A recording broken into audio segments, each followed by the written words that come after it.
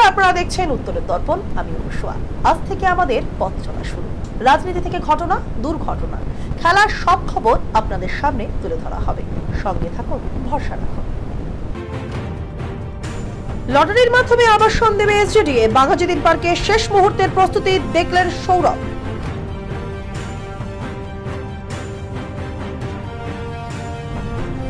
কোচবিহার কলকাতাগামী বাসের সূচনা এনবিএসটিসির উদ্বোধন করলেন চেয়ারম্যান।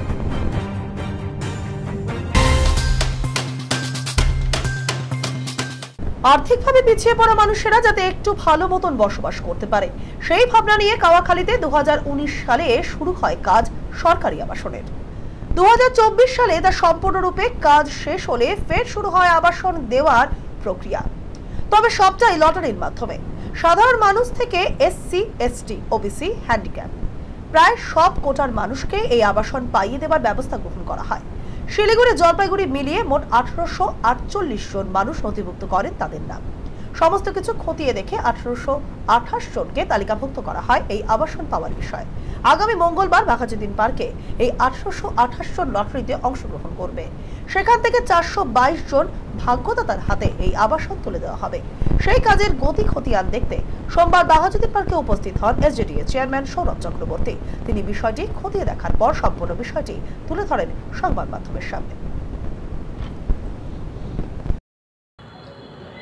শিলিগুড়ি মিউনিসিপ্যাল কর্পোরেশনে আসছে 213, বেড়ে গেছে। রঞ্জনদা বাড়ি দিল না। তারপরে আসছে আপনার মাটিগাড়াতে আসলো 48, মাটিগাড়া ব্লক। ফাঁসিদাওয়া ব্লকে আসছে 31, নকশালবাড়ি ব্লকে আসছে 17, খড়িবাড়ি ব্লকে আসছে 12, জলপাইগুড়ি সদর ব্লকে আসছে 10। পরেরটা কি আসছে? জলপাইগুড়ি মিউনিসিপ্যালিটিতে আসছে 14, জলপাইগুড়ি রাজগঞ্জ ব্লকে আসছে 58, ক্রান্তি ব্লকে আসছে 7, মালে আসছে 6, ময়নাগুড়িতে আসছে 6। মোট 422টি ফ্ল্যাট। এর মধ্যে SC, ST, OBC, physically challenge থেকে শুরু করে মহিলা, যা আমাদের ওমেন যা ক্রাইটেরিয়া গভর্নমেন্টের, আমরা টোটাল ফুলফিল করেছি। উত্তরবঙ্গ রাষ্ট্রীয় পরিবহন নিগমের কোচবিহার সেন্ট্রাল বাস টার্মিনাস থেকে কোচবিহার কলকাতাগামী রুটে নতুন বাসের শুভ সূচনা করা হলো আজ। উত্তরবঙ্গ রাষ্ট্রীয় পরিবহন সংস্থার চেয়ারম্যান পার্থপ্রতিম রায় জানান, এই রুটে 3টি নতুন বাস দেওয়া হচ্ছে। তিনি আরো বলেন, আধুনিক বেসিক্স মডেলের 31টি বাস ইতিমধ্যে ভার্চুয়ালি উদ্বোধন করেছেন রাজ্যের মুখ্যমন্ত্রী মমতা বন্দ্যোপাধ্যায়। এই বাসগুলির রুট এখনো ঠিক হয়নি, কিছু টেকনিক্যাল কারণে পরিষেবা দেওয়া সম্ভব হচ্ছিল না। এদিন পুরনো রুট কোচবিহার কলকাতা নতুন বাসের মাধ্যমে চালু করা হলো। এরপর আস্তে আস্তে বাকি বাসের রুট তৈরি হবে। পর্যায়ে 3টি বাস কলকাতা রুটে যাতায়াত শুরু করেছে আজ। যাত্রী নিয়ে তারই শুভ সূচনা হলো কোচবিহার সেন্ট্রাল বাস টার্মিনাস থেকে। প্রথম লপ্তে আমরা 31টি নতুন বাস পেয়েছি B6 মডেলে এবং আধুনিক প্রযুক্তি সম্মত এই বাসগুলো। পরবর্তী পর্যায়ে 12টি বাস আসবে। তার বডি বিল্ডিংয়ের কাজ প্রায় শেষের দিকে। তার মধ্যে 6টি রকেট, 8টি রকেট রয়েছে এবং 4টি এসি বাস রয়েছে। সেগুলো অল্প কিছুদিন বাদে আসবে। সেগুলো আমরা দূরপাল্লার গাড়ি হিসেবে ব্যবহার করব। যে পুরনো রকেটগুলো আছে সেগুলো রিপ্লেস করব এবং পুরনো রকেটগুলো আমরা আরেকটু শর্ট রুটে চালাবো। জেলা পুলিশের অন্যতম প্রচেষ্টায় চিলারায় পাঠশালা থেকে 35 জন ছাত্রছাত্রী কলকাতা পুলিশের কনস্টেবল এবং মহিলা কনস্টেবল পদে উত্তীর্ণ হয়েছে।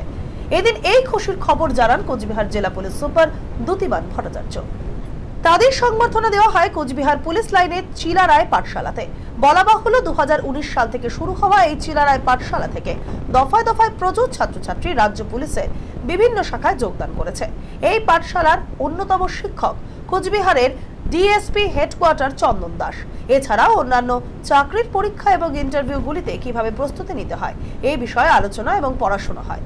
এদিন 35 জনের মধ্যে 26 জন মহিলা কনস্টেবল এবং 9 জন পুরুষ কনস্টেবল হিসেবে কলকাতা পুলিশে যোগদান করেছে। আরও একটি নতুন ব্যাচ তৈরি হচ্ছে। তারাও পরবর্তীতে রাজ্য পুলিশে অংশগ্রহণ করে আইনের রক্ষা করবে বলে জানান কোচবিহার জেলা পুলিশ সুপার। এই আমাদের কমিউনিটি পুলিশিং উদ্যোগ যেটা চিলারায় পাঠশালা, সেটা 2019 সাল থেকে চলছে।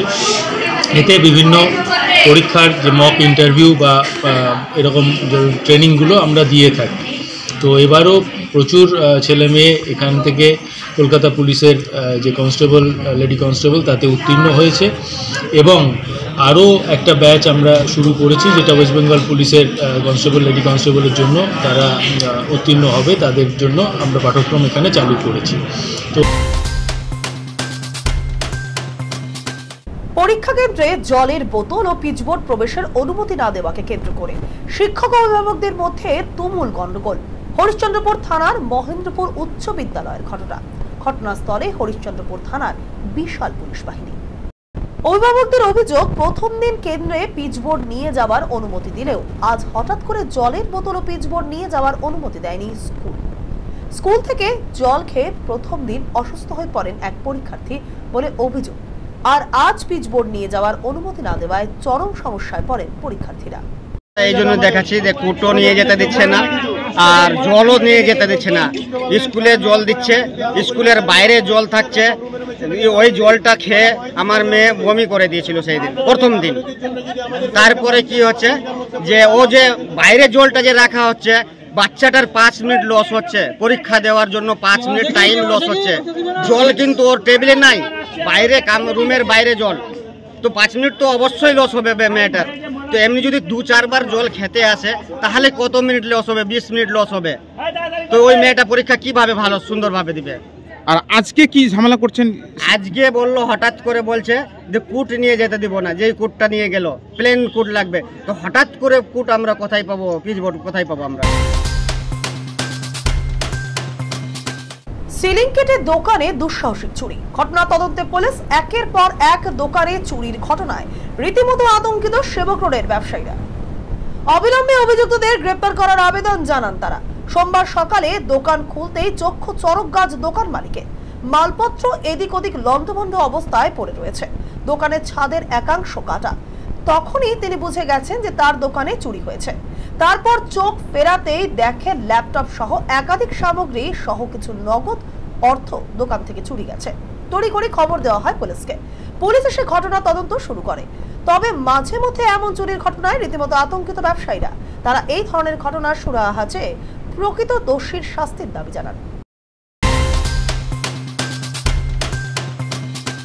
এখনকার মতো খবর এই পর্যন্তই। দেখতে থাকুন উত্তর দর্পণ, সঙ্গে থাকুন, ভরসা রাখুন।